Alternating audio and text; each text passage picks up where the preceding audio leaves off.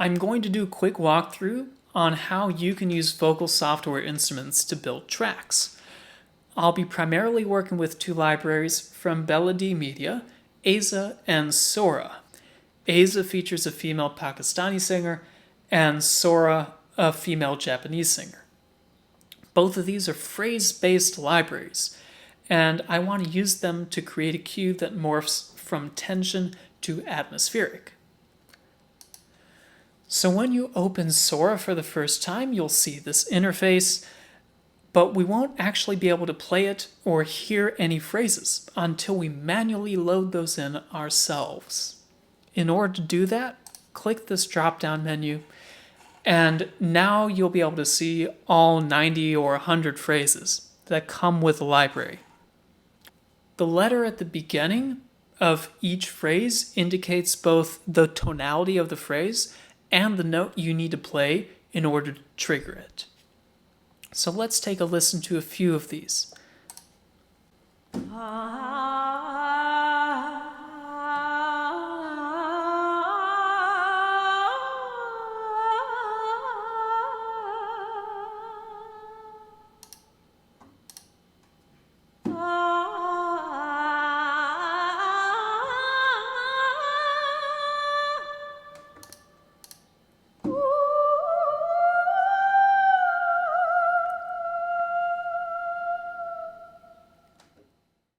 The verses feature works much like key switches in other libraries.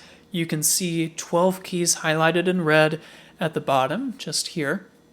And each of these functions as a different container that can store a different phrase. And you can trigger that by hitting the appropriate key. For all intents and purposes, though, Sora and Aiza are built the same way. So let's switch over to Aiza to take a look at a different way of using these instruments. Now, instead of using different verses, we can use the step sequencer. You can move through the steps by clicking on this little up or down arrow over here, and you can easily add in as many phrases as you wish.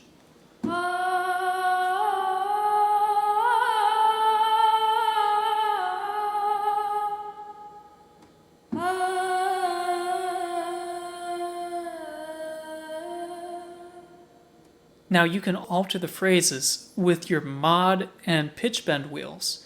Modulation defaults to a value of 0, but depending on how much mod you dial in, you can actually start playback of the phrases at different cue points.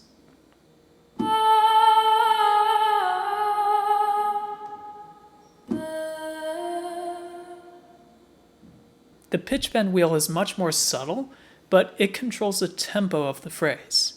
All the way down produces a slower tempo, all the way up produces a slightly faster tempo.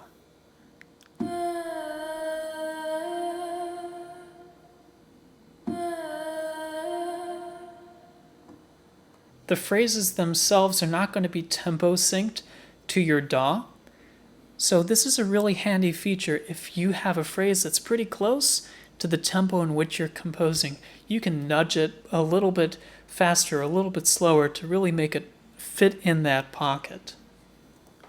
It's a nice and simple interface, and you get a stock Kontakt, EQ, compression, reverb, and phaser plugin to work with. I'm going to skip over that and just head into writing with these two libraries. So let's dive in.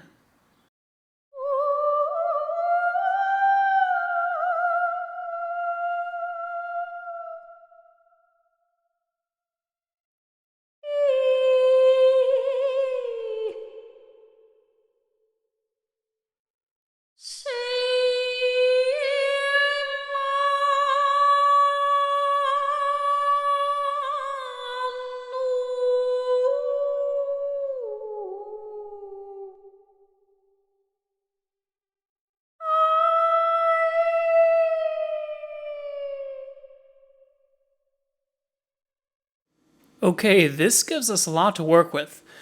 I like those 4 phrases.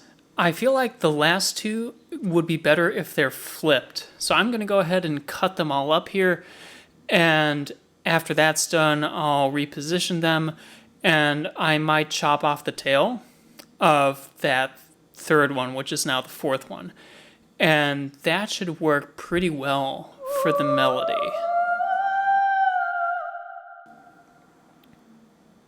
Next, this is just adding in some textures, some drone ambiance type of build-up, putting in some CC1 mod data, increasing the expression, all that fun stuff, string tremolo, and I feel like also maybe some flute effects would be nice. So I have here shakuhachi.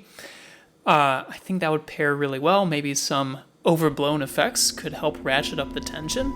And now that that phrase is in the right position, that build-up should work much better.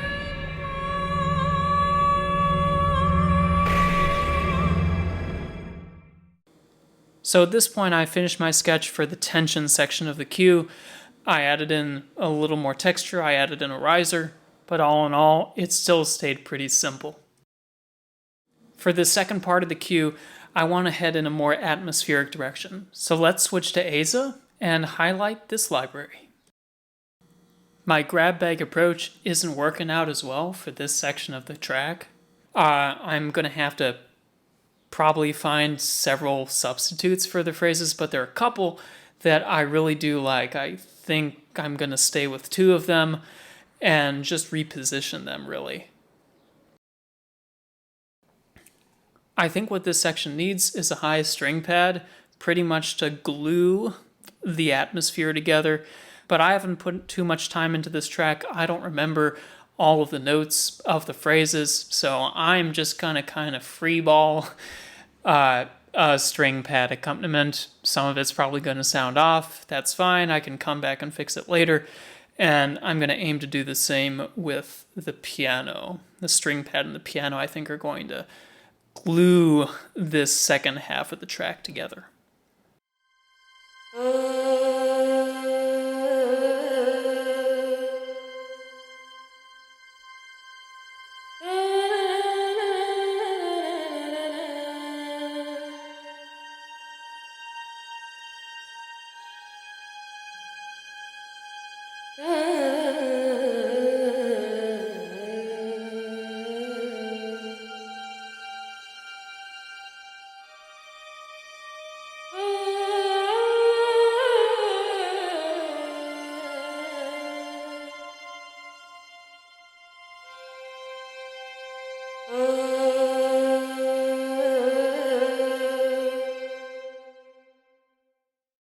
I'm pretty happy with how this is shaping up, but I still want to change the very last phrase so that it feels more final. I just played through quite a few Aiza phrases, and I think I found one that sounds good. So let's go with this one.